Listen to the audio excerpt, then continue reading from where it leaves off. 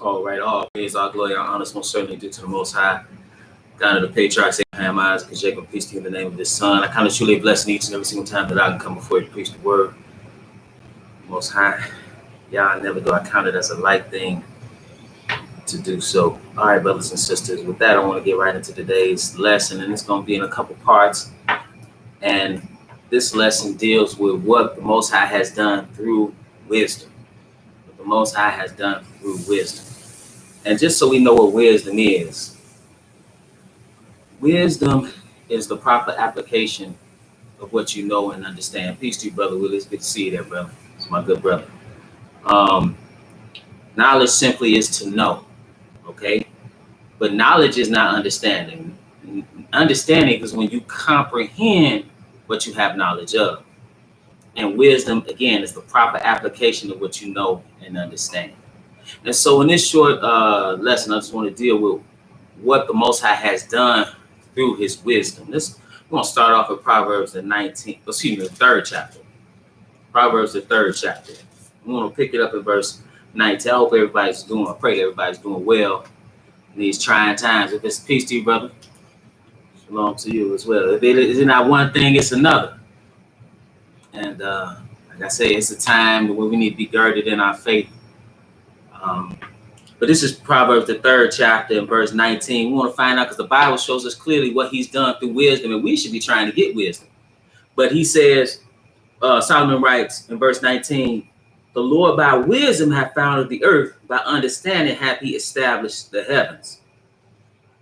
Okay, then it said, by His knowledge the depths are broken up and the clouds drop down the dew. So understand. So when you look, this is how you know there's a creator. Because when you look at the cycles that you find, when you look at anatomy of human beings and various life forms, when you look at the creation, it's not only that it exists that it tells you that there's the Most High, but also there is knowledge embedded within it. See, like, for example, if you look at DNA is simply a code. If you have a code, you clearly have a coder. You understand? So He's the author of the things that we see, but these things all function and they make sense. So you see the wisdom embedded in. So you understand what I'm saying? From an observational standpoint, you can know that there's a higher power. But if you take a step further, even back from that, you can realize another thing, that in order to do what He has done, He had to know how to do it. That's why He's omniscient, not that He just knows all that's going to happen, knows the hairs on your head, but also when He created the worlds, He knew how to do it. Now, let me hold our finger here. Let's find out how that was created or who created that, just so you understand. If you really wrap your mind around that, though, that's something. That in order to create the world, you have to know how to do it. So now, let's pick it up in Hebrews. And I'm going to pick it up at chapter 1, Hebrews 1:1. It said, God who at sundry times and in divers manners spake in time past unto the fathers by the prophets. So the author of Hebrews is telling us about how we knew the things that we know it was given to the prophets. And the prophets made it known unto the people. That was in the days of old. He said, hath in these last days, the days prior to the second coming of the Mashiach or the Messiah, He said, hath in these last days spoken unto us by His Son, whom He hath appointed heir of all things. So He's heir of all things, right? Sit down, Lord said unto my Lord, sit down on my right hand until I make thine enemies thy footstool. Right? He's going to establish His throne here on the earth. He said, you can sit with me on my throne, even as I have sat down with my Father in His throne. But He says in verse 2, hath in these last days spoken unto us by His Son, whom He hath appointed heir of all things. Then listen to this. It said, by whom also He made the worlds.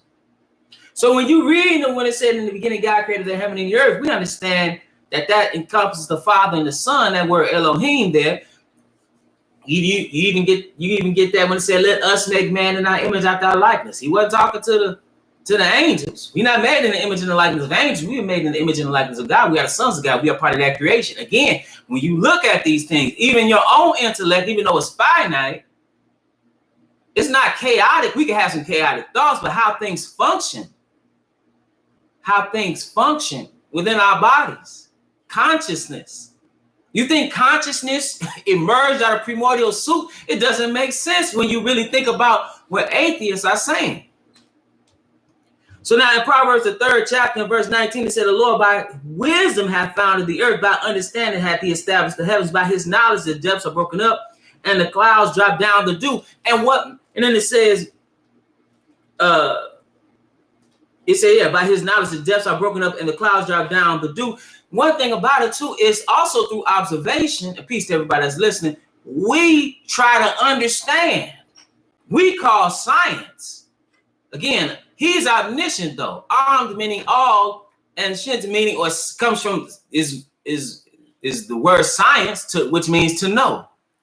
See, science tells us this. Science tells us that. I'm talking about man science. One thing about man science is constantly changing.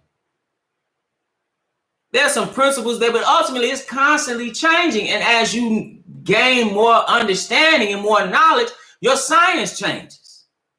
You look at some of the things in the Western world that they used to believe, and some of the things that they used to do because they lacked what? Knowledge and understanding and wisdom.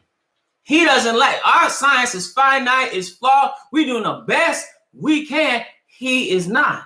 And we're trying to find out what he did and what he has done through the creation. We come up with things that are wrong. You look, I got books up here, I got classical works up here. Look, like, for example, what Darwin came forth with. That was an error. His theory was an error. The origins of species. So that's just an example. But he, the Most High, through wisdom, through his knowledge, through his understanding, he has created what you see. Now let's go to Psalms 104th division, because throughout the Bible, brothers and sisters, throughout the scriptures, he's telling us what he's done. This is Psalms 104, and here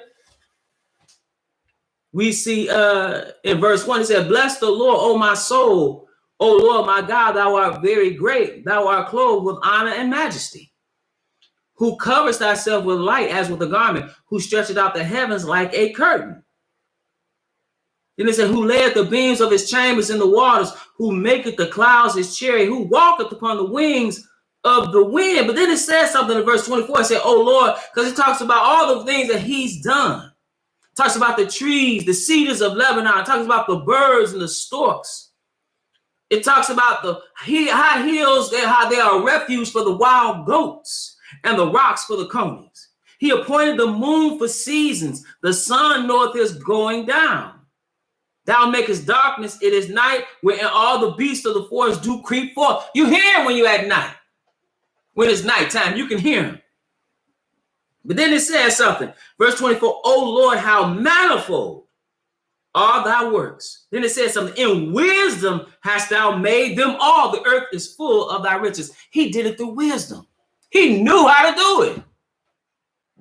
You can't make a man unless you know how to make a man. And that's what he's done. That's what he's done. Let's go to Proverbs, the 8th chapter. Peace to you, Sister Ruth. And Sister Miriam and ASI Motors and V. Sister V. Peace to everybody that's listening. This is Proverbs, the 8th chapter. Because here it was through wisdom. Now, here we see wisdom is personified.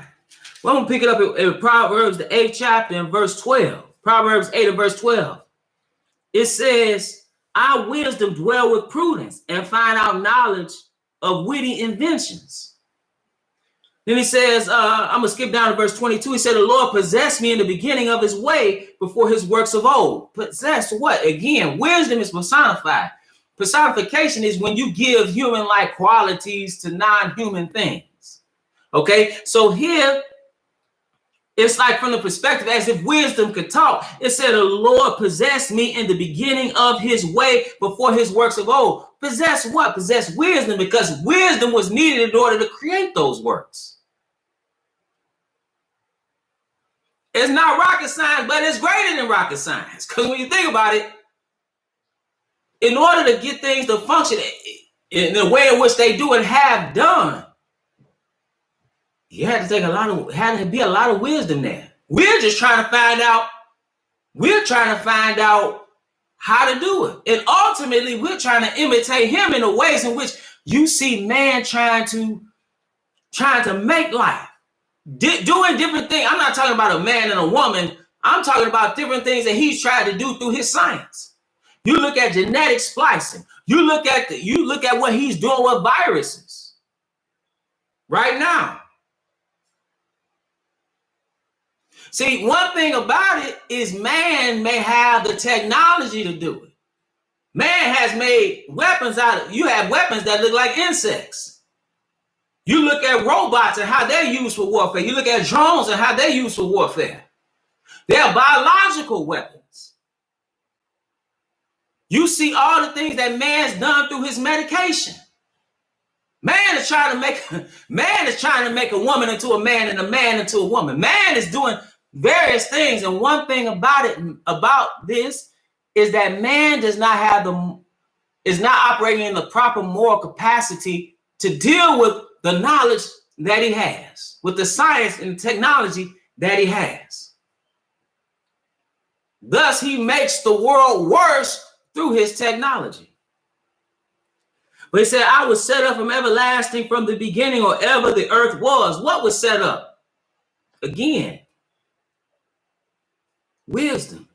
He said, when there were no depths, I was brought forth. When there were no fountains abounding with water, before the mountains were settled, before the hills was I brought forth, while as yet he had not made the earth, nor the fields, nor the highest part of the dust of the world. When he prepared the heavens, I was there. Who was I? Again, I is referring to wisdom. He had to have wisdom to do all those things. When he said in the beginning, God created the heaven and the earth, before he could create the heaven and the earth, what did he have to have? He had to have the wisdom to do it. And that's what's being told us here in Proverbs. It says in verse 27, when he prepared the heavens, I was there. When he set a compass upon the face of the depth, when he established the clouds above, when he strengthened the fountains of the deep, when he gave to the sea his decree that the water should not pass his commandment, when he appointed the foundations of the earth, then I was by him as one brought up with him, and I was daily his delight, rejoicing always before him, rejoicing in the habitable part of the earth, and my delights were with the sons of men. See, again, that's through what he did it through wisdom. All his works are through wisdom. Let's go to Psalms 136 chapter, division rather. 136 division.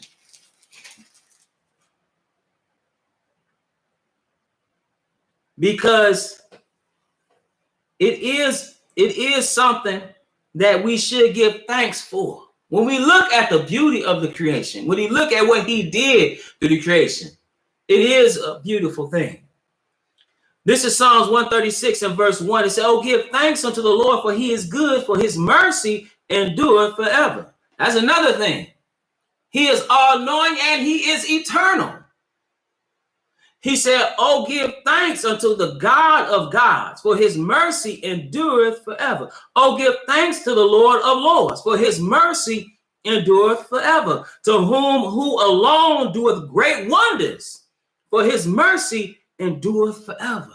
See, that's the one we should be praising and give, not to man, but to him, the one we should be praising and giving thanks unto. Again, it says, to him who alone doeth great wonders. See, man can't do it. Man try to send a rocket into space, it'll blow up. Man build a car and have a recall. You didn't have a recall on the sun and the moon and the stars. But it says, to him who alone doeth great wonders, for his mercy endureth forever. Then it says, to him that by wisdom made the heavens, for his mercy endureth forever. To him that stretched out the earth above the waters, for his mercy endureth to heaven forever. To him that made great lights, for his mercy endureth forever. The sun to rule by day, for his mercy endureth forever. The moon and the stars to rule by night, for his mercy endureth forever. But again, how did he do it, brothers and sisters? It is through wisdom. So that's what the Most High has done through his wisdom. He has created what he sees, and he even created mankind. It said, "And the Lord God formed man from the dust of the ground and breathed into his nostrils the breath of life, and man became a living soul." He brought man into his consciousness and said, "I'm God," and gave him mitzvah, gave him commandment. But with that, brothers and sisters, I want to remind you that we're at the Household of Faith. Right now, we are live streaming for the time being at www.israelteach.org, as well as on the Israel Teach YouTube site at 1 p.m. Central Standard Time. Again, we live stream at www.israelteach.org. That's one word, ISRAELTEACH.org, as well as on our YouTube page at 1 p.m. Central Standard Time. We also have Bible study every Friday night at 8 p.m. Central Standard Time on Zoom. If you look at the description of this video, you will see information, the personal meeting ID number that you would use to take part of our Bible study. You can come, ask your questions, and I'll answer them to the best of my ability according to what thus saith the Lord. Also, if you've been edified through the ministry, you can leave a donation on our website. Again, www.israelteach.org, ISRAELTEACH.org. Finally, there are also books that you can purchase that I've written. Into Egypt Begin with Ships, The Pagan Origins of Christian Holidays, Killing Black Innocents, Hell Like Wool, Feet Like Burned Brass, For Then Shall Be Great Tribulation, and In Defense of Biblical Polygyny. I appreciate you, Brother Willie. Again, like, share, subscribe. It's good to see you there, Brother Claude, Mr. Born Again, Brother Willie's peace to you, brother. And Brother Austin, it's good to see you there, brother. Hopefully I'll be talking to you soon. Again, I appreciate all the brethren as well as the sisters. And it's always my prayer that you will edify.